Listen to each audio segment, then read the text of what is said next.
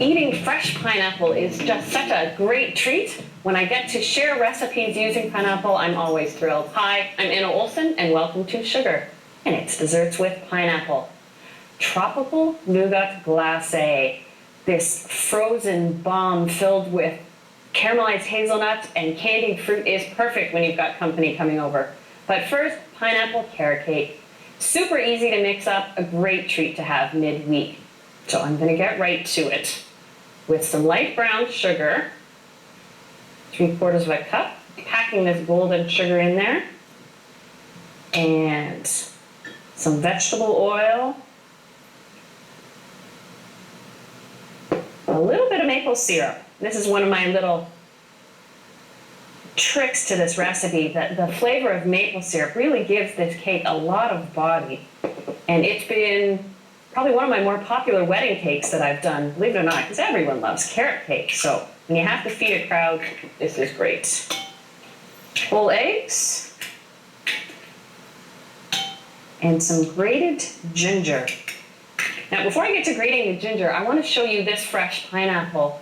And what you want to look for in shopping for a pineapple is, first of all, you can smell it, but by pulling one of the inside fronds, if it comes away loosely, like that, that's when you know your pineapple is ready to cut open and eat.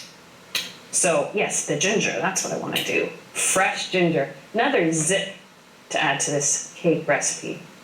And just peel away the skin with a spoon so I don't waste any of that fresh ginger in there. Usually when I buy ginger, I buy it in a large piece like this, and I peel it all, and then I just put it in a bag and freeze it so I can pull out a piece whenever I need it. In just such a case as this one. There we go. And I have to be honest, for me, it's the pineapple that makes a carrot cake so wonderful. So clean this up on the side a little more.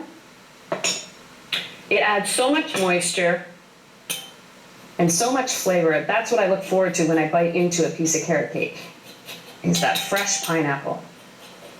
In fact, I like collecting things with pineapple motif. Perhaps it's nature, part of the business I'm in, but it's a sign of hospitality.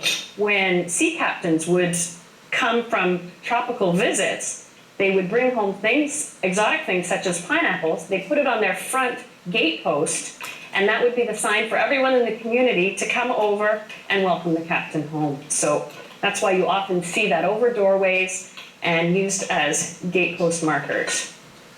There we go. Got that whisked together. Now I have to sift my dry ingredients, pick up my baking powder and baking soda here. And let's see, all-purpose flour, 2 2/3 a cup. This does make a fair-sized cake. Oh, and this is even one, making it midweek, you can sneak a bite of it for breakfast too. It'll pass, right? It's got fruits and vegetables. It's good for you. Let me sift this down a little bit. A teaspoon of cinnamon. And then I've got baking powder here. Teaspoon of that. And baking soda. Half a teaspoon. And half a teaspoon of salt. Mix it all together. Beautiful. And this goes into the cake mixture all at once.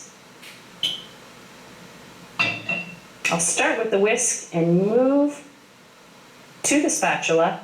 And this cake can be made into muffins very easily if you want carrot muffins to take with you on the road or pack in a lunch. There, when it starts absorbing the flour like that, then I switch to a spatula. Easy to do by hand, but of course a mixer is a great way to go. There we go. Now you could add raisins to this recipe, or walnuts, pecans even, but I'm gonna stick to the classic carrot and pineapple. And I've already grated that, it's in the fridge. 2 full cups of grated carrots and a full cup of diced pineapple. You could use canned if a nice ripe pineapple isn't available to you. Just make sure you drain it very well. So I'll toss that in. And that's a golden pineapple. That's a great variety if you can get your hands on the golden variety. It's got that intense yellow color and super, super sweet flavor. Oh, smells amazing. So looking at how much fruit and vegetable is in this cake, there's going to be so much moisture that comes out of it that you want to cook it slowly and for a long time on a low oven. There we go. So this is ready to scrape into my pan. I've got an 8-inch square pan that's been greased. The bottom lined with parchment. And get all of that in there.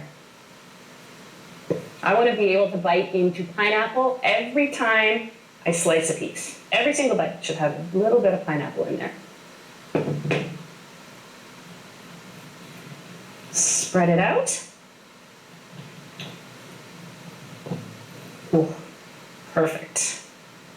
And as I said, a low oven, 325 degrees. Give yourself an hour in 15 minutes, even more.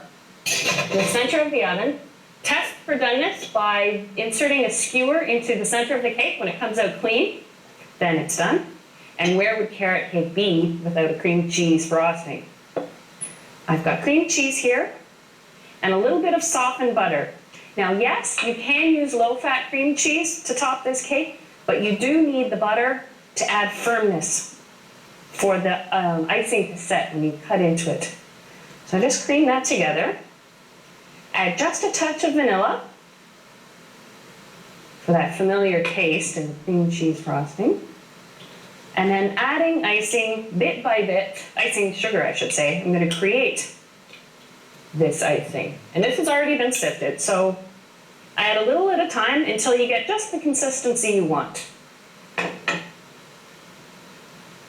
Oh, and even when I would do this as a wedding cake, I would still do this cream cheese icing. In fact, it'd be beautiful. You'd see the open sides of the cake topped with fresh seasonal fruit. It was always a hit. There we go. Sort of the contemporary variation on a traditional English fruit cake for a wedding cake. There we go. Is this starting to soften up? Yeah. Sometimes I think I make carrot cake just for the frosting. So I'm going to just spread this on top of the cake that I have cooled right here. And when I come back, I'm going to start on that tropical nougat glacé. But first, snack on a piece of carrot cake.